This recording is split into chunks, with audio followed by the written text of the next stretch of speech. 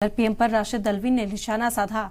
उन्होंने कहा कि हवा में परवाज जरूरी है क्या पीएम को ये जेब देता है। राशिद अल्वी ने कल तेजस में जो पीएम मोदी के जरिए उड़ान भरी गई थी उस पर निशाना साधा है। आपको बता दें कि इस मौजू पर लगातार सियासत तेज है।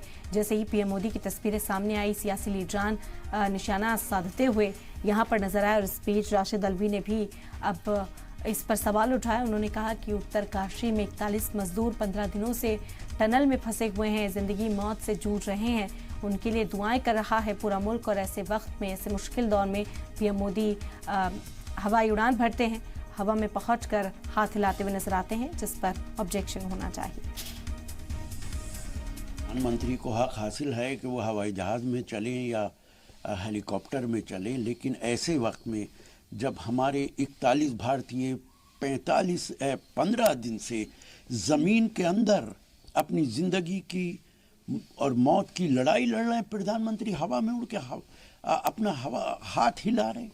क्या प्रधानमंत्री को ये शोभा देता है? पूरा देश दुआएं कर रहा है कि हमारे भारतीय जिंदा वापस आ जाएं। ज़मीन के अंदर कितने फिट नीचे वो ज़िंदगी और मौत की लड़ाई लड़ रहे हैं और हमारे प्रधानमंत्री हवा में तफरीह करते घूम रहे हैं।